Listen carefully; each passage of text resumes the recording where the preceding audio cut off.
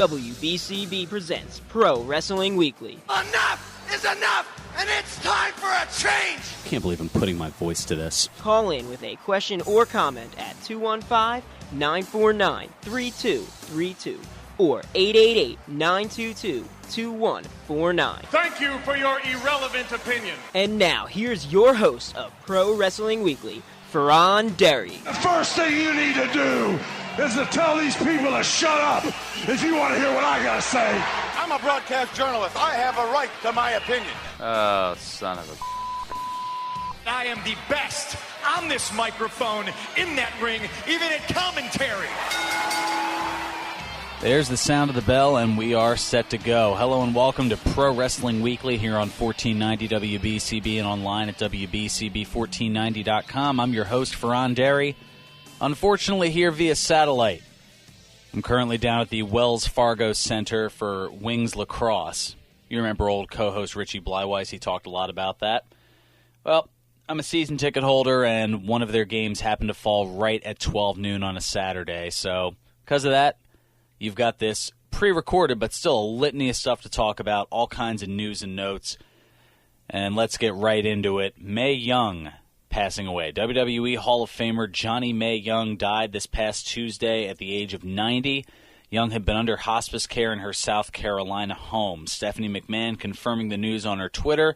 A true pioneer and legend has passed tonight. Long live the memory of my friend and WWE Hall of Famer. Vince McMahon adding, there will never be another Mae Young. Her longevity in sports entertainment may never be matched, and I will forever be grateful for all of her contributions to the industry. On behalf of WWE, I extend our sincerest condolences to her family and friends. Now, a little bit of a tribute and look back, I guess, in the same token. I'm going to take you back to both my favorite memory and least favorite memory, all rolled up into one of Mae Young, the Miss Rumble 2000 swimsuit contest. That's right, in the ring you had Jerry Lawler, Ivory, Terry Runnels, Luna Vachon, Jacqueline, BB, as well as the cat Stacy Carter, and well, I'd provide the video for it, but then I'd get in trouble because I don't think something that salacious can be provided to one Lucas the intern. That is not fair. Yeah, I know it's not fair, but them's the rules. I don't want to get in trouble. You know how it is. You're going to get me in trouble, and I didn't even do anything. Anyway, back to the Miss Rumble 2000 swimsuit competition with one very late entry. It's now in the hands of the judges. We've seen... Wait a minute. Wait a second. Oh, wait a minute. Hold it. What is this? Don't tell me. This cannot happen. Hey, Young! What? What's Mae Young doing here? Hey, we're trying to conduct the first ever Miss Rumble contest. You just hold it. This contest isn't over yet. I'm in this thing. Oh, Wait a minute. It looks like we have a late entry. Mae Young wants to be in the Miss Rumble 2000 swimsuit contest. Say that again. Late entry. Hey, all my fans out here wants to see my puppies, and they're going to get to see my puppies. Wait a minute, Mae. I don't know if everybody wants to see your puppies. Wait a minute. Micah, Mae, Wait a minute. Come on, Mae. You got to be kidding, Mae. You're not... Hold on, Mae. Who told you that everybody wanted to see your puppies? Take it easy. I think Mae's been in the cooking sherry again. She's had a nip tonight. Maybe she went to the AARP happy hour. Calm down, Mae. That's good enough. Somebody get the hook. Oh, for goodness sakes. Okay, Mae, that's good. Thank you. Oh, I guess you're only as young as you wait a feel, minute. folks, and she must be no, about 17. not the puppies. No, not the Mae, puppies. you're not going to... I'm telling you, say Mae. no. Just say no. Freddie, wait a minute. You know what? I think Mae's... No. Mae, she's unzipped her top. Wait a minute, Mae. No, no, My no. God, Mae has just unzipped her top. No. Don't you do it. Don't you do it. Her tops are out. Oh, no. Mae's puppies have been exposed. I saw For the love of God.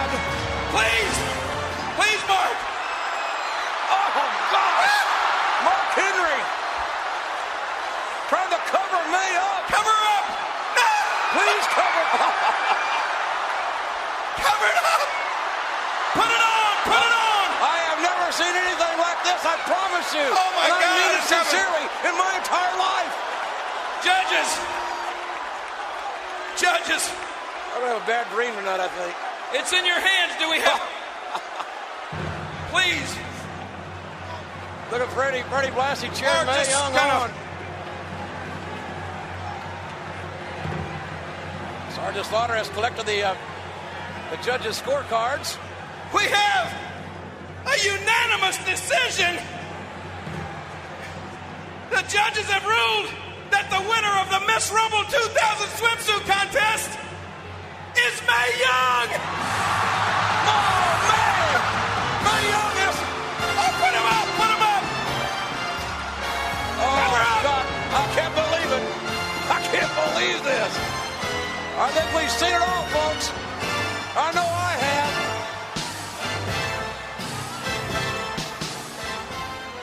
A Dynamite wrestler in her heyday and someone who, in her later years, could make you cover your eyes and laugh hysterically at the same time.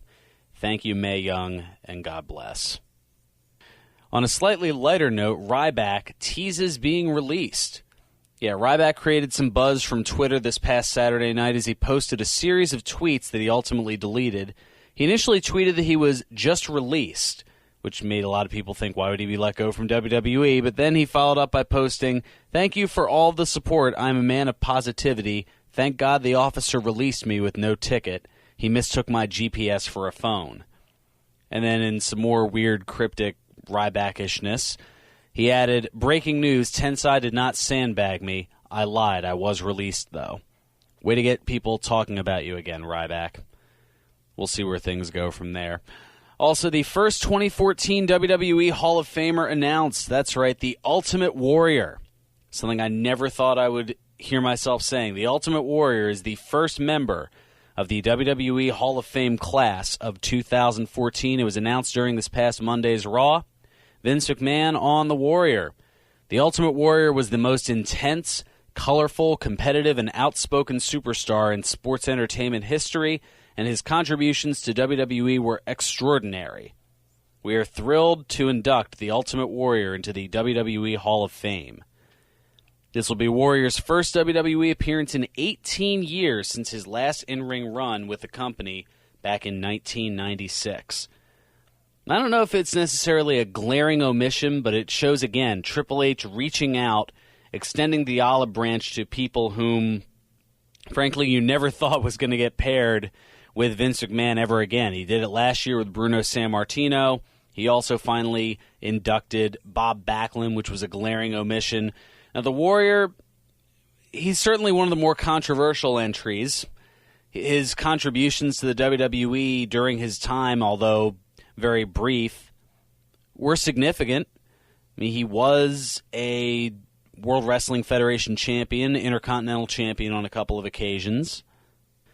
But I think the biggest argument against him being in the Hall of Fame is longevity as far as a lengthy career. I mean, his WWF career started in very late 87, early 88, and the height of his run ended when he left in SummerSlam 91, as it was chronicled rather biasly by the WWE in their self-destruction of the Ultimate Warrior DVD. He came back in 92, wasn't quite the same, disappeared for another 3.5 years, came back again in 96, and the times pretty much had passed him by that point. But, I mean, that run from 88 really until 91, he was as popular, if not more popular on some occasions than Hogan was.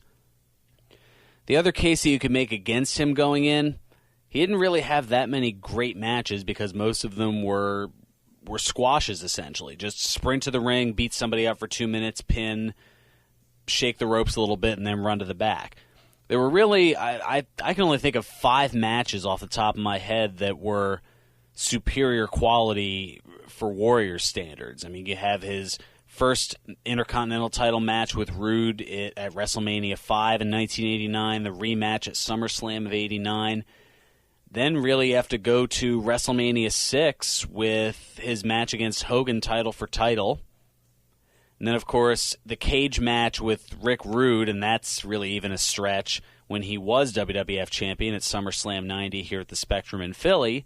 And then, of course, the career-ending match, well, career-ending, wink, wink, between Warrior and Savage, which is considered certainly a WrestleMania classic. I know it's one of my favorites, and the aftermath of that match always brings a tear to my eye. But really, you look at it, what else was there with Warrior? He feuded with Andre in the fall of '89, and by that point, Andre the Giant was well past his prime.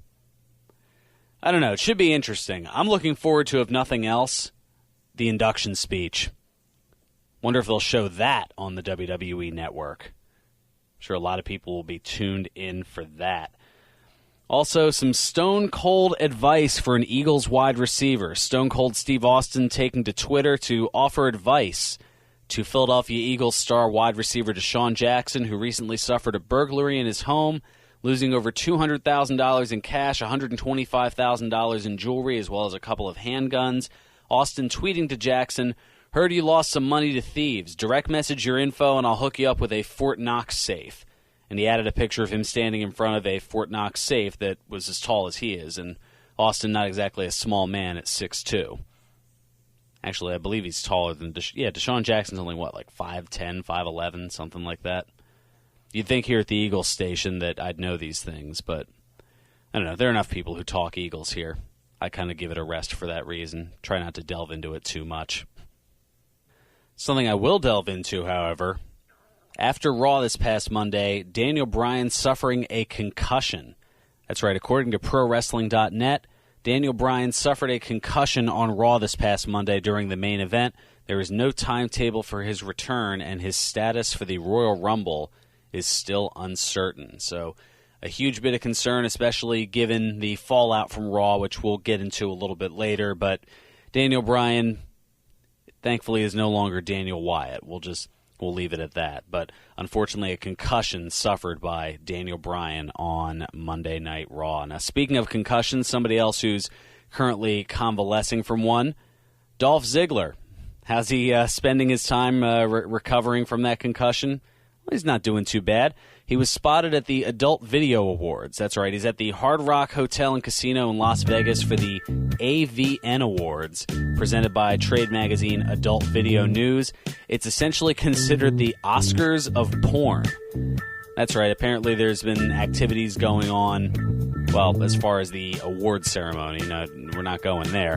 But leading up to the event, kind of like a fan access type thing for WWE and WrestleMania, leading up to the actual awards ceremony, which will be tonight. So kudos to Dolph Ziggler, enjoying his time and healing from his concussion, checking out the AVN Awards.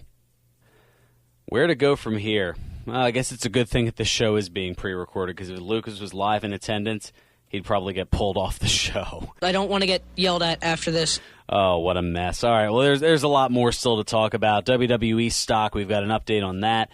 Also, a couple of TNA wrestlers released. I'll tell you who those are on the other side. A TNA Lockdown pay-per-view location set, as well as a TNA star having a couple of kids. We'll talk about that, plus get some of your Facebook feedback, and we'll look back to a few moments on Raw, plus a little bit more of your Royal Rumble preview. Got a couple of matches already set, and half the field has been announced for the Royal Rumble match. We'll get into all that on the other side. This is Pro Wrestling Weekly here on 1490 WBCB and online at WBCB1490.com. All my fans out here wants to see my puppies. And now, more Pro Wrestling Weekly with your host, Fearon Derry. Let's dump out of this as quickly as we can before I say something that's going to get me into more trouble. Oh, my. Welcome back to the longest-running pro wrestling radio talk show in the history of terrestrial radio. This is Pro Wrestling Weekly here on 1490 WBCB and online at WBCB1490.com. I'm your host, Fearon Derry. I'm here via satellite because I'm watching Wings Lacrosse down in South Philadelphia because I'm a season ticket holder, and they scheduled a 12 o'clock noon game on a Saturday, much to my dismay. No worries, though. Nick Cataldi, he's in studio. He's keeping me on the air and doing a good job of it. You're welcome. Let's go to the Facebook feedback. It's been a little while since I've made my way over there, and now seems like a perfectly good time, too, with everything going on. We mentioned the Ultimate Warrior in the last segment being announced to the WWE Hall of Fame, and there was a reaction from Dan that had me scratching my head a little bit. He apparently has the ink already drying on WWE's contract that hasn't, I don't think, even been offered yet. He's saying that Sting should induct the Ultimate Warrior, being as they were part of a tag team known as the Blade Runners back when both were getting started in the mid-'80s.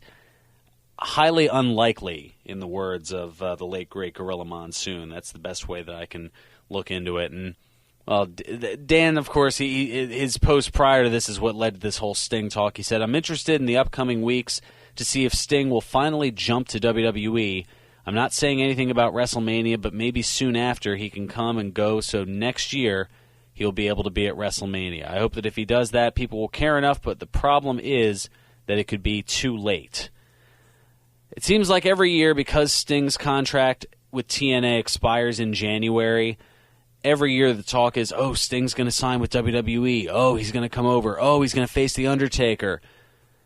At this point, a Sting-Undertaker matchup, I'd put maybe about a 0.0001% chance of it happening, mainly because of time and age. I mean, this is a match that maybe 15 years ago I wanted to see, maybe, back when both companies were at their height, being WCW and WWE at the time. Obviously, TNA wasn't in existence 15 years ago, but you know what I mean. Now, I mean, The Undertaker, he'll be 49 by the time this year's Mania comes around. Sting, he'll be 55. Do you really want to see? I mean, I know that it'll almost be like, speaking of the Ultimate Warrior, it'll be like all the sizzle and whatnot before the bell, and then once you get into the ring, there's not really a lot of stake there. It was all just kind of a show, and that's kind of what, well, I mean, wrestling in a sense is a show, but you want to be entertained by what's going on in the ring as well as the spectacle leading up to it, and I don't know. Do you want to see two guys go at it whose combined age is 104? The last time we saw a combined age that high, Hogan and Flair, and that was, well over 110, and it was a train wreck. And I think, especially The Undertaker, at this point in his career, because WrestleMania is that kind of spectacle, he wants to be able to go and put on a good show. He doesn't want to be involved in a train wreck. He had enough of those early on in his career in the early part of his WrestleMania streak, and a couple in the middle too. So at this point, his appearances are limited and reserved. He wants to make the most out of all of them, and at this point, I think Sting's been out of the mind of WWE fans for a while. That'd be something. I'm sure if I brought little 9-year-old Alex in here and I told him about Sting, he'd probably go, "Who's Sting?" Or given that his parents have eclectic music backgrounds, maybe he'll think I'm talking about Sting the singer as opposed to Sting the wrestler. Boy, that'd be funny. Anyway, back to the Facebook feedback. Ron chiming in on Impact saying, "Dixie Carter is no different than Triple H and Stephanie. What is it with the authority figures? Why do they have to do heel turns?" I think there's a point in there somewhere. And I think where Ron's going with the fact that if you're an authority figure in wrestling, you automatically have to not be a fan favorite and go against every fan favorite wrestler. Yeah, it's become beyond trendy at this point. It seems like it's the thing to do, but really at this point it's already been done. I think people are constantly trying to replicate what Vince McMahon did as the heel authority figure during the Austin McMahon feud. And it feels like people are trying to recapture that magic and put their own little spin on it, but I don't know. I don't think there was exactly a Wheel of McMahon like there's a Wheel of Dixie going on now. I don't know. Also, Ryan chiming in the midst of all speculation surrounding the major matches at Mania. He's looking a little bit ahead. Nothing wrong with that. Something I'd like to see on the lower card would be a tag title switch where the Usos beat the Wyatts. Well, that would imply that the belts are coming off of the Brotherhood, as they've been calling themselves, Goldust and Cody Rhodes. And, I mean, the way those two have been going, I don't know, they could be the champions leading into Mania, although a lot of people are thinking there will be, at some point, a brother versus brother feud that may even start at the Royal Rumble 1 week from tomorrow. I don't know, hard to say. And finally, Dan from Chicago chiming in about the WWE Network and kind of challenging one of the things that they're saying. He says, I wonder if WWE will have 1999 Over the Edge, the night Owen Hart died, on the WWE Network. That's another toughie. I mean, I know a lot of people tend to focus on what WWE is censoring as far as their past matches and past pay-per-views and whatnot, and focusing mainly on Chris Benoit as his whole deal is more recent, but kind of lost in the grand scheme of things. Yeah, the 99 Over the Edge pay-per-view from May of 99, where Owen Hart, I mean, he wasn't shown dying on the pay-per-view, but obviously his presence in that event, it definitely left a mark for those who have seen that pay-per-view, and WWE never released it on VHS or DVD since that pay-per-view aired. So unless you happen to have popped in a VHS and recorded the pay-per-view, it's pretty much gone from existence. Will they bring it back for this? That's an excellent question, and I don't know, but I know it's something that brought a lot of debate up. Ross saying, I seriously doubt they will. John from Northeast Philly chiming in, if a murderer will have his content aired, I think this will be shown, but all evidence of the Owen incident will be cleared out. But if he makes the Hall of Fame, do they keep it in? And then more questions. Remember the legal issues with Owen's widow. I'm sure she'll have a say in if they show it. That or they'll have an edited version of the pay-per-view, which kind of goes away from their whole unedited, uncut, as they were talking about. Eric from the Minnesota Wrecking Crew saying, I hear from Dave Meltzer and Brian Alvarez of the Wrestling Observer that may be one of the pay-per-views that won't be on. And Anthony chiming in, Over the Edge and the Benoit Tribute Show will probably be the only shows that won't be aired. Too many headaches involved.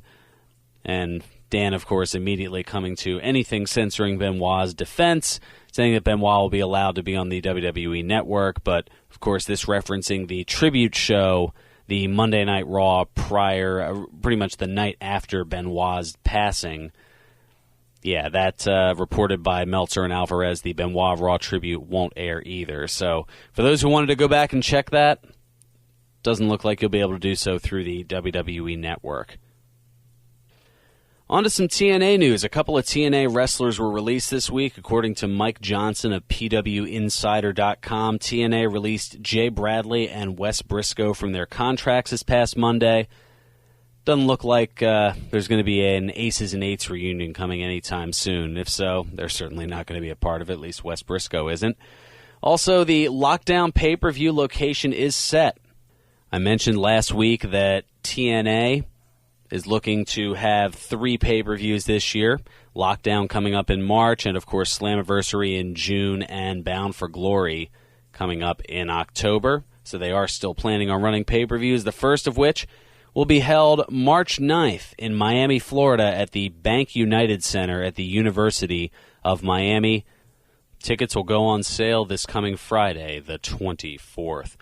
Also, a TNA star has twins. TNA star Ken Anderson announcing via Twitter that his wife gave birth to twins this week. He noted that the girl is named Prescott Liberty Anderson. Meanwhile, the boy is named Pierce Remington Anderson. Congrats to Ken and his wife, as well as the 2 new additions. Also, a Bischoff-Hervey project renewed. Discovery Channel has announced that the 3rd season of the TV show The Devil's Ride will debut on February 3rd at 9 p.m. Eastern. It is produced by Eric Bischoff and Jason Hervey, both associated with TNA. The show takes a look inside the world of motorcycle clubs. Interesting. An update on a couple of wrestling legends. First, one who's serving as a Grand Marshal for an ARCA auto race. WWE Hall of Famer Ric Flair will serve as Grand Marshal for the CRA Speed Fest on January 26th at Watermelon Capital Speedway in Cordell, Georgia. This race will be the same day as the Royal Rumble, so you can likely take Flair off of the list of surprise entrants in the Rumble match, as the race is in Georgia and the Rumble is in Pittsburgh, Pennsylvania. Although stranger things have happened. I don't know about you, but I'll probably mark out if I hear that woo right after the countdown. Although I don't think he'll replicate his success from 1992 where he won the Rumble match. That was quite a bit of ways ago. 22 years ago now. My goodness. And also a wrestling legend to appear in a Super Bowl commercial, WWE Hall of Famer Hulk Hogan announcing on Twitter that he will be in a Super Bowl commercial, tweeting Wednesday, shooting a really cool Super Bowl commercial today, though he didn't say who he was shooting the commercial for, so I guess we'll either have to watch the commercial and the game to find out which one, or hear about it the next day, as that seems to be the big talking point of the Super Bowl, is the commercials, at least for all the non-football fans. But not all is rosy in Hulk Hogan's world. That's right, there is a Hulk Hogan sex tape lawsuit update. Hulk Hogan received an unfavorable court ruling concerning his legal proceedings against Gawker.com. A Florida appeals court sided with Gawker, stating that the website can publish video from several years ago of Hogan engaged in sexual acts with radio host Bubba the Love Sponge's ex-wife, Heather Clem. The appeals court reversed a temporary injunction from April of last year that required the website to remove the video. Hogan's case was heard by the appeals court, determining that publicity about the tape was, quote, partly exacerbated by Hogan himself by publicly declaring the lawsuit against Gawker, along with his celebrity status drawing attention to the tape as making it newsworthy. Basically, Hogan's attempt to censor the advertisement of the tape is a violation of the website's First Amendment right to free speech. So as much as you tried to quell it, Hogan, that tape is out there. It's what you get for doing things in front of a camera that you shouldn't. Here's something you may not have known. AJ Lee is now the longest reigning Divas champion. That's right, today is day 217 of AJ Lee's reign as WWE Divas champion, making her the longest reigning Divas champion in WWE history. Lee eclipsing Maurice's record at 216 days, which was the longest since the title was introduced back in 2008. Lee defeated Caitlyn this past June at the Payback pay-per-view to start her title reign. Speaking of Caitlyn, that's right, former WWE Divas champion Caitlyn, well, she's going to be in the area over at our good friends at George's Cards and Collectibles in the Oxford Valley Mall in Langhorne on Saturday, February 15th from 12 noon until 3 p.m. George's now has 3 locations for all your sports cards and collectibles on the lower level of the Oxford Valley Mall in the Sears Court, their original location at 7755 New Falls Road in Levittown, and their new location in the Neshaminy Mall in Bensalem right next to the food court entrance. Again, former WWE Divas champion Caitlyn, she'll be at George's Cards and Collectibles in the Oxford Valley Mall Saturday, February 15th from 12 noon until 3 p.m. For more information as well as tickets, give George's a call at 215-943-2475, or you can visit them online at georgescollectibles.com. Going to take care of our second time out. When we come back, we'll take a look at what gave Daniel Bryan his mojo back. Also, what gave CM Punk the moxie to call out not 1, not 2, but 5 different people, as well as your Royal Rumble update. I'll let you know the field and what I'm thinking about it. Plus, I'll let you know about my experience at Larry Sharp's Monster Factory last Saturday night. All that and more. This is Pro Wrestling Weekly here on 1490 WBCB and online at WBCB1490.com. Pro Wrestling Weekly presents Today in Wrestling History, January 18. On this date in 1993, WWF Monday Night Raw aired live from the Hammerstein Ballroom in New York City. In the main event, Ric Flair fought El Matador Tito Santana to a draw. On this date in 1998, the WWF aired its Royal Rumble pay-per-view. In the main event, Shawn Michaels defeated The Undertaker in a casket match to retain the World Wrestling Federation Championship. On this date in 1999, WCW Monday Nitro aired live from Columbus, Ohio. In the main event, Goldberg defeated Bam Bam Bigelow and Scott Hall in a 3-way match. On this date in 2010, WWE Monday Night Raw aired live from Knoxville, Tennessee.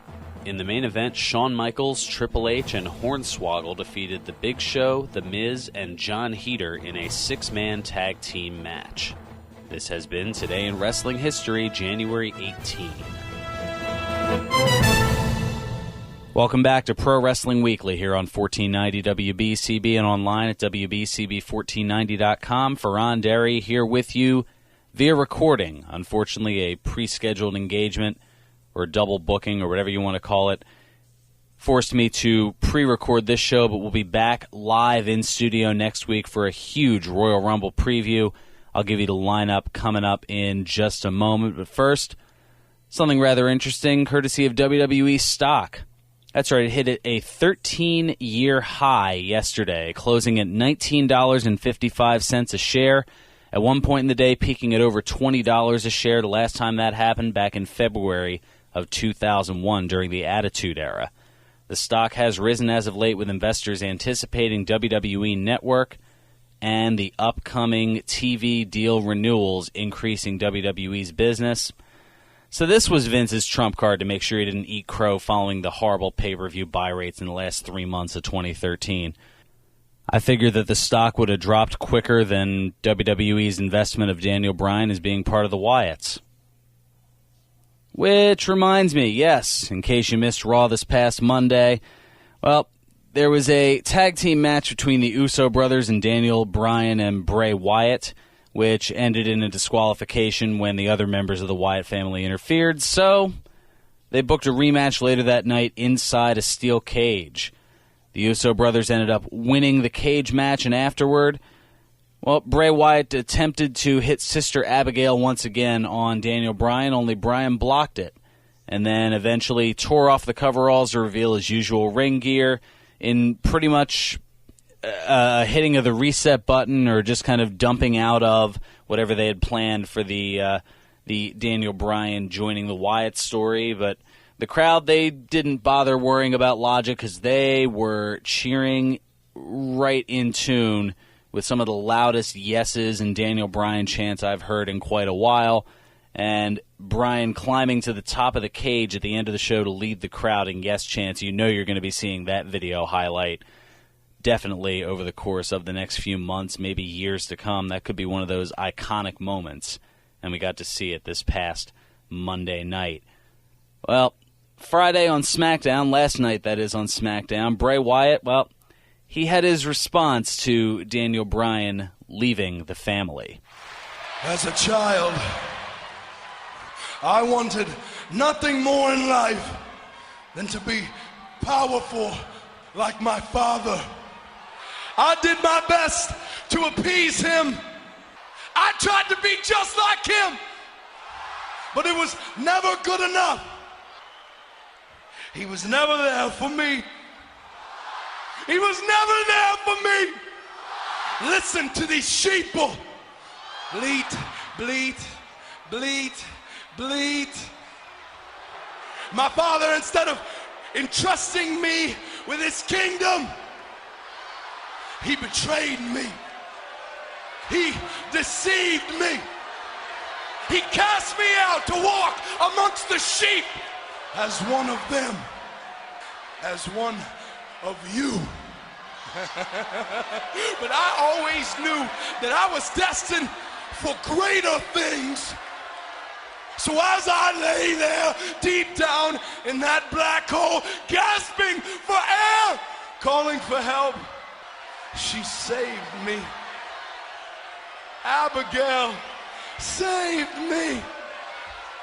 She gave me hope, and she sang to me the sweetest songs that I had ever heard. I became enthralled with her beauty and obsessed with her power. She told me that on my path to righteousness, that on my path to purity, I would be deceived again. So as I laid down there Monday, a beaten, battered mess, I looked into his eyes and I saw it I felt it.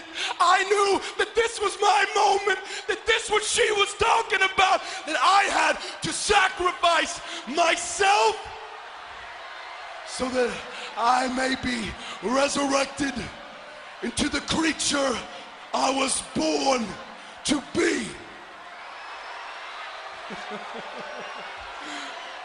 Did you really think that you could hurt me? I am already dead. I'm already dead. Your foolish attempt to stab me in the back. How could you be so simple? I do not bleed like one of you. Daniel Bryan was given every chance to walk with the Reapers. But now, he will burn with the saints.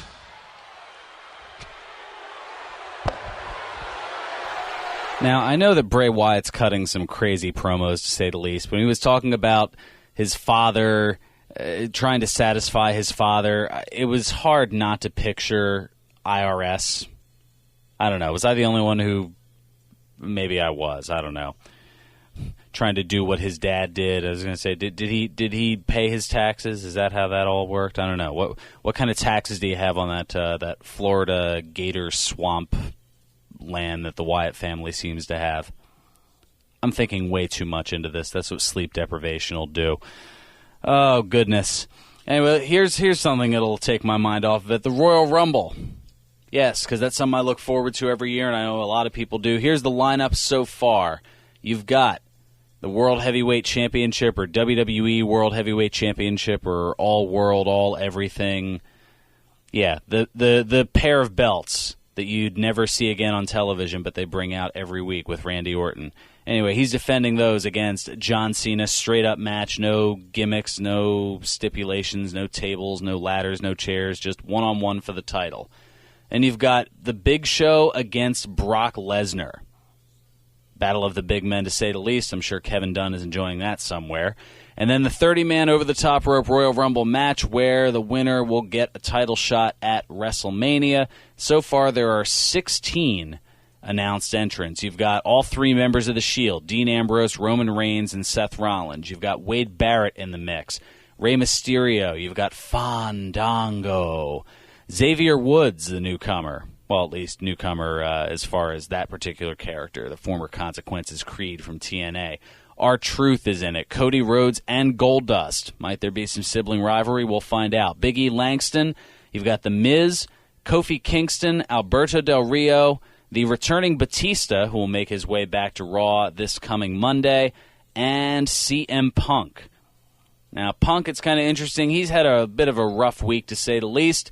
He teamed up in a six-man tag match with the New Age Outlaws against The Shield, and on Monday, the Outlaws dropped off the ring apron as Punk was getting ready to tag one of them, leaving Punk by himself against The Shield. And on SmackDown, well, he went to call all five of them out. Road Dogg, Billy Gunn, and all three members of The Shield. Now, I'm not out here because I'm a masochist. I'm out here because, unlike the Authority, I am not a coward. I do not need to hide behind an army, and I don't need to send multiple people to fight my battles. I'm also not an idiot. Although obviously it looks like maybe I am. I'm standing in the middle of the ring and I'm about to call out 5 tough SOBs. I'm surely to get slaughtered.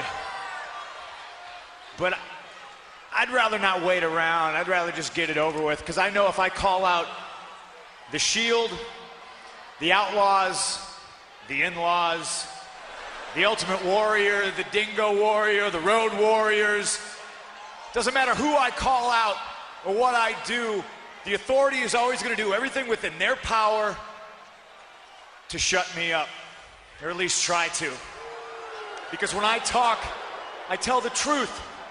When I talk, people listen, and that is real power.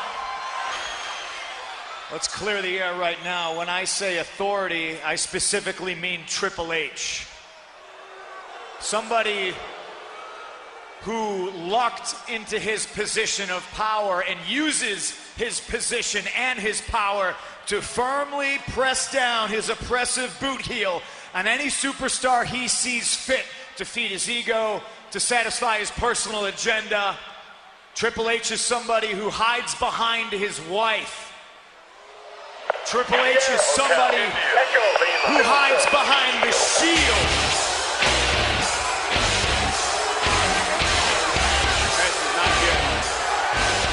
CM Punk has had this idea that Triple H has been behind this stuff for months now. Look, I don't believe it, but there's no doubt that CM Punk believes it. He does believe it, but John, I mean, that belief is going to get him hurt. You better believe it is. Careful what you wish for. I cannot believe that CM Punk is doing this. I cannot believe it. It's insane. You didn't know? Ambrose surround the ring, and here come Road Dogg and Billy Gunn, the New Age Outlaws. We just added fuel to CM Punk's conspiracy theory this past Monday. Be careful what you wish for, Michael. CM Punk is about to get it. I can't believe he's doing this. Dire straits for Punk, a 5-on-1 situation. Punk armed with just a microphone, and he's got no chance. No chance at all. This can be a massacre. An absolute massacre. What is he thinking?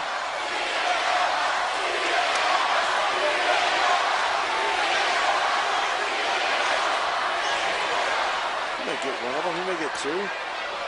He's going down. Stop! Stop this right now! Stand down! I said, stand down! The Authority doesn't want it this way. There has clearly been a misunderstanding here. Punk, your anger is misplaced, and frankly, your paranoia is getting the better of you. The Authority is not against you. They never have been. They want you to main event WrestleMania. That's the reason that they entered you into the Royal Rumble match. In fact, the Authority has said that from now on, my top directive is to make sure that you are treated justly and with the respect that you deserve.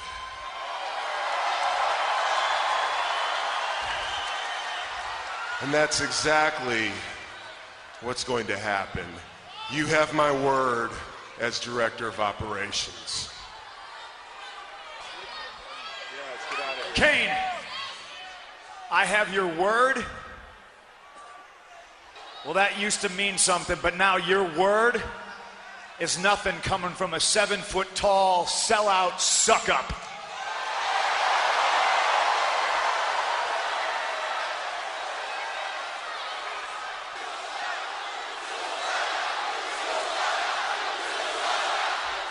Get in, boys. Kane had heard enough, and reneging the offer, obviously. And now CM Punk's got to try to ward off 5 men again. And wait a minute! A choke slam to Punk!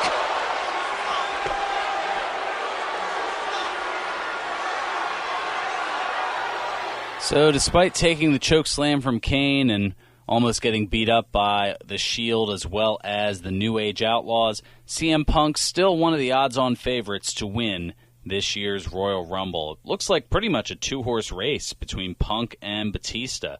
Do any of those other names really jump out at you? I mean, Rey Mysterio, he won it before back in, 2006? But that was, 5 knee surgeries ago, something like that? So I don't think he's got really much of a shot. I mean, maybe this is the resurgence of a Wade Barrett or a Miz or an Alberto Del Rio, somebody who has been near the top of the card before but has fallen from grace. I don't know. Maybe this is where Roman Reigns gets his shot and kind of separates off from the Shield, although I think it'd be a little early to do that. I wouldn't mind seeing Cody Rhodes get it, but that's personal fandom, I guess, speaking there. Kind of taking off the broadcast journalist hat and putting on the fan hat for just a moment. I don't know. I mean, there's still 14 other entrants. You know, probably 2 or 3 of them are going to be surprise, nostalgic acts that are going to be thrown in there. I mean, last year we saw that with Goldust, who has stuck around and earned himself a full-time contract. Chris Jericho came back, and The Godfather, which anytime you hear that wah-wah, you know, that wah-wah guitar, you know the crowd's going to go nuts for it. That's one of those infamous things. Kind of like you hear that wah-wah guitar in the first few notes of Marvin Gaye's Let's Get It On, you know what that's about. This has been a very strange show, to say the least. Let me see if I can end it on a positive note, talking about my experience at the Monster Factory last Saturday.